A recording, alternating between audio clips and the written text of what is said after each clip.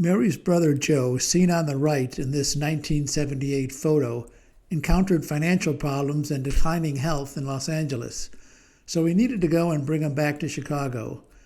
We always wanted to travel on old Route 66, and Joe needed a couple of weeks to sort out his belongings, so we picked up this book, rented a car, and hit the road. We were already familiar with the portion of Route 66 between Joliet and Chicago, so we made our first stop Wilmington, Illinois. My college roommate grew up here and spent his teen years hanging out at the local burger drive-in called The Launching Pad. This muffler man was out front until the launching pad closed and is now in a park in downtown Wilmington. These muffler men were plentiful across the U.S. back in the 50s as icons for muffler shops. The launching pad replaced the muffler with a model rocket.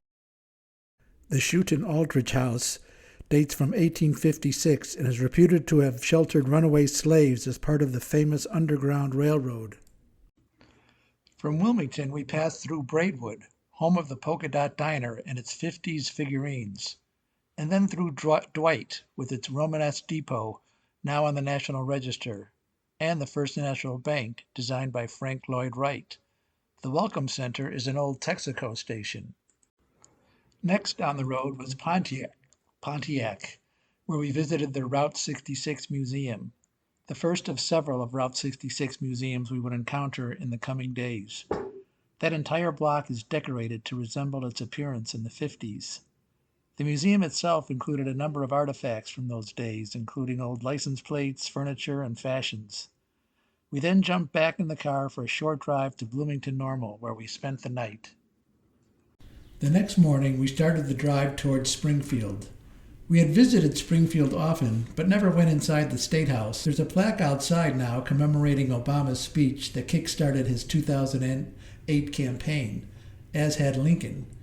We also stopped at Lincoln's tomb, which was also closed, but we went in and rubbed the nose anyway. This is the Cody dog. No, you turned your head. I know. That's how it's supposed to be. Mary Spence is the director. But they can't hear you. Start Yeah, again. they can hear me. This is how our whole trip is going. Anyway, they have corn dogs here, so we're going to go get one. Adios.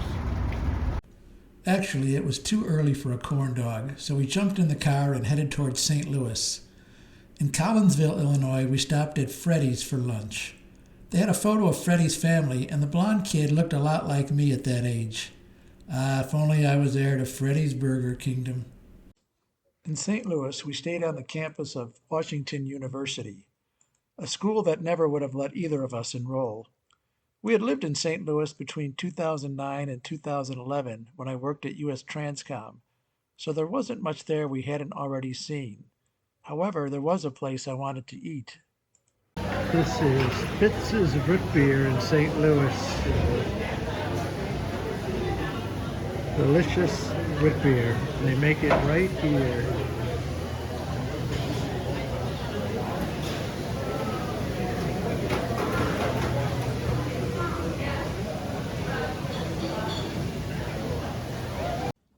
From St. Louis, we traveled to Sullivan to visit one of the original Route 66 roadside motels, where Mary took over filming.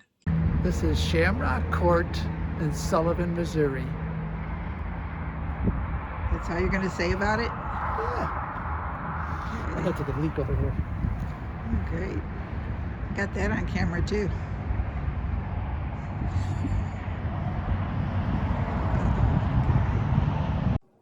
Are we going to make it to the end of this trip? Stay tuned. After Sullivan, we visited Cuba, Missouri, home of another Route 66 roadside motel, as well as Mo Hicks Barbecue next door. That's Mary in the black SUV trying to ditch me as I filmed.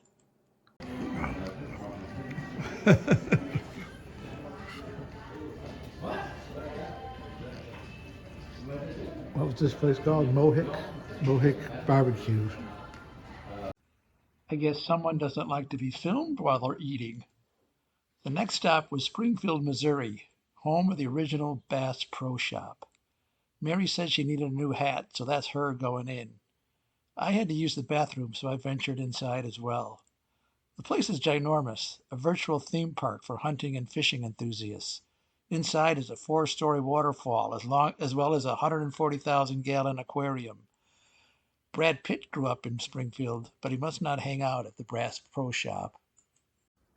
A lot of old Route 66 is gone, completely replaced by the interstate highways. And the parts that remain, like these along the small towns in Missouri with names like Paris Springs, Heatonville, and Albatross, are in various stages of deterioration. I think the only business they get now are Route 66 tourists like ourselves, and we honestly saw very few as we traveled along. Maybe it was the time of year, February, but at times it was sad and depressing to see what used to be thriving towns falling apart and emptied. One enterprising artist even tried to recreate a small town as it looked in the heyday of Route 66. He moved various structures from nearby to create this place called Red Oak, Missouri, in hopes of bringing tourists and their money.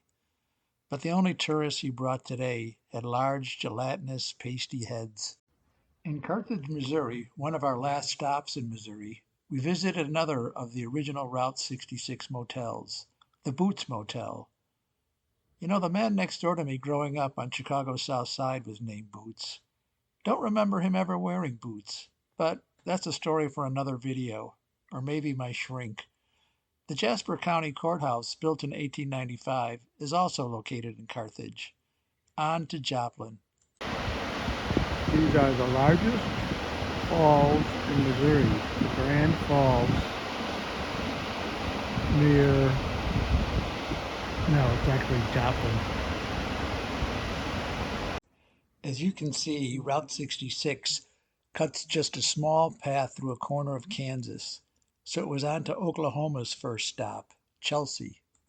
This is Ed Galloway's Totem Pole Park near Chelsea, Oklahoma. He spent like 30 years building this stuff.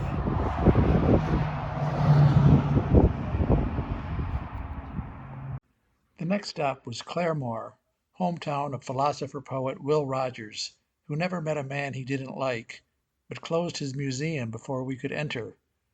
We've had bad luck with museums on this trip, but at least I'm saving a ton on entrance fees. Too bad Disneyland didn't close on us back in the day. In Tulsa, my entrance fee luck ran out, and I had to fork over admission to both the Bob Dylan Museum and the Woody Guthrie Museum. Both were really well done, so now I'm thinking of opening a Creedence museum, but all I have to fill it so far are some flannel shirts. Tulsa is also the home of Cyrus Avery, the father of much of Route 66. Avery was a federal highway commissioner in 1925 and used all of his power and influence to make sure that Route 66 took a southern route from Chicago to LA, transversing Oklahoma, as opposed to a more direct route through Colorado. Oklahoma became richer, and the citizens dedicated this park and bridge on Route 66 to Avery.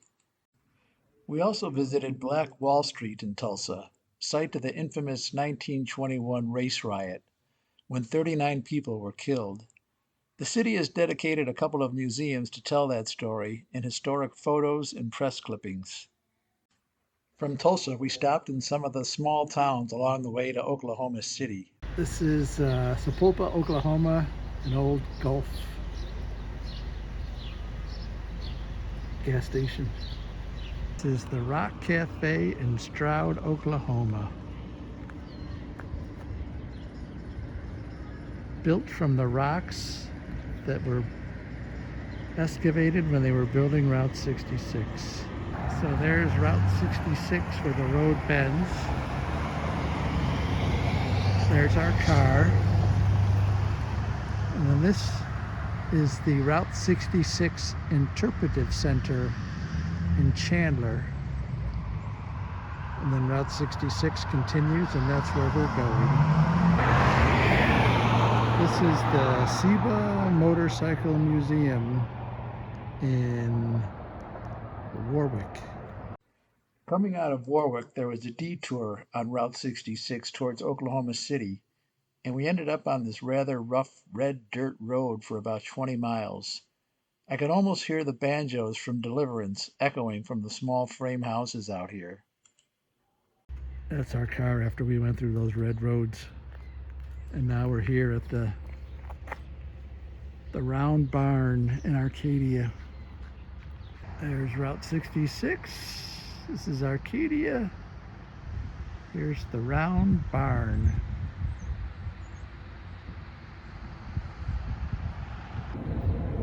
This is the inside of the round barn.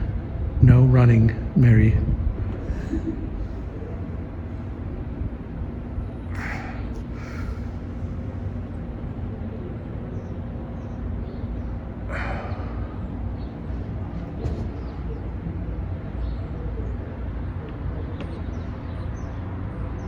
It's just down the way from the round barn in Arcadia, the soda pop bottle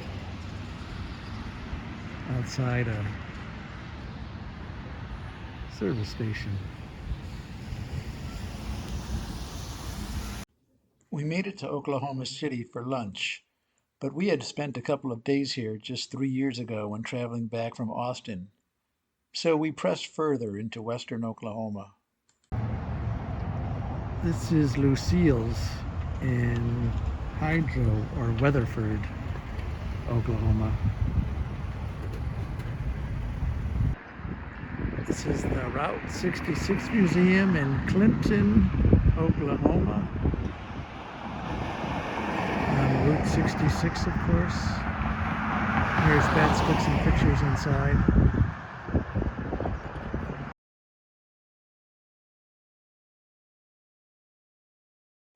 Here's the inside of that museum. Don't ask me what I'm looking at, and don't ask me why they have former Chicago Bear Ed O'Bradovich on the telly. He's probably ranting about Coach Eberflus, as usual. Further down the road is Elk City, which had a bit of an oil boom back in the 30s. They must have run out of oil because all that remains is this old drilling rig. Elk City also has an Old Town Museum, which we visited next.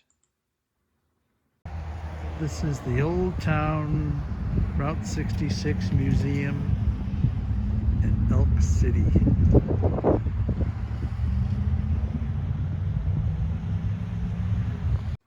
Mary took several pictures inside the several buildings that comprise the museum. I found it all a little too staged, and once again, we were the only patrons visiting. The last town in Oklahoma along Route 66 is named Eric, home of this Sand Hills Curiosity Shop. We arrived around 9:15 a.m., but it was not open. Don't I look curious? Mostly I was just curious if they had a bathroom inside. I'm an old man and I had too much orange juice at breakfast. I guess I'll just have to hold it until we reach the Welcome Center in Texas. Ah, Texas. Relief. Route 66 parallels Interstate 40 across 160 miles of the Texas Panhandle, from Shamrock to Glen Rio, with the only major city on the route being Amarillo. This is Shamrock, Texas, and across the street is the U Drop Inn, a 1936 Art Deco masterpiece. Shamrock, Texas also throws a big St. Patrick's Day fest, so we'll have to come back. This is the Phillips 66 station in tiny McLean, Texas. Did you know that Phillips 66 name was inspired by the public's enthusiasm for this new highway? The Phillips Petroleum Company of Oklahoma combined their name with the shape of the U.S. highway marker. A fellow across the street saw us filming and offered to take our picture. And he didn't even charge us money. You've probably seen photos of the Cadillac Ranch along Route 66 in Amarillo, Texas. There were folks spray painting the cars, which is allowed and even encouraged. But Mary got too close to the paint fumes and started hallucinating that she was at Woodstock. I told her I was Jimi Hendrix, and she took my picture. Once I got Mary back to planet Earth, it was back in the car and on to New Mexico.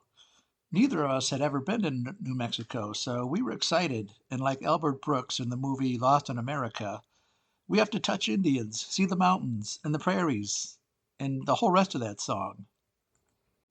We decided to spend the night in Tucumcari, but after booking the hotel online, discovered that the hotel didn't allow check-in until 5. In fact, the door was locked with this classic car parked in front. We had an hour to kill, but couldn't find anything to see, really. So we went back to the hotel parking lot and read in our car. That night we went to the Cita restaurant and had some of the best tacos we ever ate. Not worth a trip back, but I should inquire about opening a franchise here in Chicago. The next day we traveled to Santa Fe. There must not have been much interesting between Tucumcari and Santa Fe because we took no photos or video. We checked into our hotel, and the next day Mary wasn't feeling well, so I went out by myself for a hike. I made it up this hill that was the site of Fort Marcy, occupied by the U.S. Army in the Mexican-American War. Mary will be so jealous when she finds out she was missing all this. I took a selfie as proof I made it to the top, and another of our hotel there with the blue awning. I continued on my hike and ended up at the state capitol. There was this huge anti-Trump rally going on. At this point, his second term was like 3 weeks old, so most of the deportation craziness hadn't even begun yet. It's now been 3 months, so I imagine I'll need to contact these poor people in Mexico now to get their okay to publish this video. Oh boy. Surprisingly, Mary made a miraculous recovery in time for dinner that night, so we found a good wood-fired pizza place. The next day it was off to Bernalillo, New Mexico. This is the site where Coronado camped back in the 1500s along the Rio Grande. An old Indian settlement that they excavated back in the 1930s and rebuilt. After Bernalillo, we traveled on to Albuquerque and had lunch at the Route 66 diner there, fronting old Route 66 as you can see here. Route 66 also traveled through downtown Albuquerque, site of some cool Art Deco, like the Chemo Theater. The Chemo Theater hosted the risque fan dance performance of Sally Rand, who my grandpa took my mom to see at the 1932 World's Fair in Chicago, and never heard the end of it from my grandma. Mary took a picture of Lindy's restaurant because our granddaughter Mackenzie's best friend is named Lindy, and then she took several pictures from our hotel of the night sky. Who says the Spatzes don't travel in class? We visited some of the national parks in New Mexico, with remains of Navajo villages dating back to the 1100s. They're doing several excavations to determine how these buildings were constructed just using the earthen materials available. Some of these structures were multi-level and multi-family. Unfortunately, we never got to touch Indians. In Gallup, New Mexico, we stayed at the El Rancho, one of the original Route 66 hotels, with each room named after one of the Hollywood stars. We settled for the Red Buttons room, but only after finding out they did not have a Larry Fine suite. In Arizona, Route 66 pretty much parallels Interstate 40 again, and much of 66 is gone. We ventured off of 40 when something interesting could be found along the way. Like in Houck, Arizona, where the remains of a theme park built to resemble Fort Courage from F Troop remain. It's in the middle of nowhere, so probably a Spatz who invested his life savings in this fiasco. The petrified forest used to be accessible from Route 66, but now that pavement has been removed, so you need to access it from Route 40. It was established in 1906 by Teddy Roosevelt and became a national park in 1962. North of Route 40 and the petrified forest is the adjoining Painted Desert. I was just happy to make it as far as Arizona without losing the keys to our rental vehicle, which we've experienced on many previous vacations. Once again, we were about the only visitors to the park that day. I'm standing on a corner in Winslow, Arizona, just like in the Eagles song, but no girl in a flatbed Ford was slowing down to take a look at me. Just the Winslow cops. Move it along, old man. We spent a couple of nights in Flagstaff, and don't forget Winona, but there wasn't much to see there, or else Mary just got tired of taking photos. We were pretty pooped by the end of our day traveling, so we usually just chilled at the hotel, but once in a while we would get the energy to go out. The John Fetterman look is very popular out west. In Hackberry, we visited the general store, which was listed as a must-see in the guidebook. While Mary went inside to buy souvenirs and tchotchke for friends and family, I tried to practice my Spanish with one of the locals, but got the cold shoulder. Even the cat kept his distance. We drove along some of the most beautiful scenery on our trip as we headed toward Kingman. Kingman is the hometown of actor Andy Devine, but Mary must have held some grudge against Andy because she didn't want to stop. So we continued on that road to Oatman, Arizona. Oatman is an old mining town, clinging to life as a tourist town. Because of its proximity to California, it became sort of a remote getaway place, as Clark Gable and Carole Lombard honeymooned there. Mary ditched me again, maybe looking for Clark, so I spent most of the afternoon looking for her. These guys tempted me with tales of an amusement park for lost boys, but I eventually found Mary shopping for shirts. She made Jackass Ron a lot of money that day. After Oatman, we drove into California. Finally. Our first stop would be in the desert near Needles, because it had a special significance for me. All right, so we're like 10 miles northwest of Needles, California. If you remember Dad talking about being trained out here in Needles with the 4th Armored Division. First they were up in Fort Drum in northern New York, and then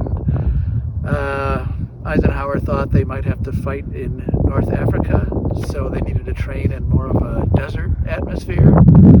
So they packed up the 4th Armored, they moved them out here to Camp Ibis, so somewhere in this general vicinity. And they weren't the only ones out here. There was thousands and thousands of troops training at different camps around here. But according to the maps we looked at, this is roughly where Camp Ibis, the 4th Armored Division, was.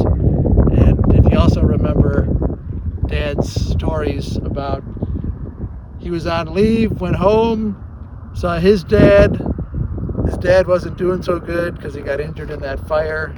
And Dad had to depart to come out here to Needles, and Aunt Veronica was saying that Grandpa Ellis was at the window seeing Dad go off, and he was crying because he had a feeling it was the last time he was going to see Dad. And sure enough, by the time Dad got out here to Needles on the train from Chicago, a telegram had been there saying, yeah, your dad had passed away, so Dad had to turn around and get on the train back to Chicago.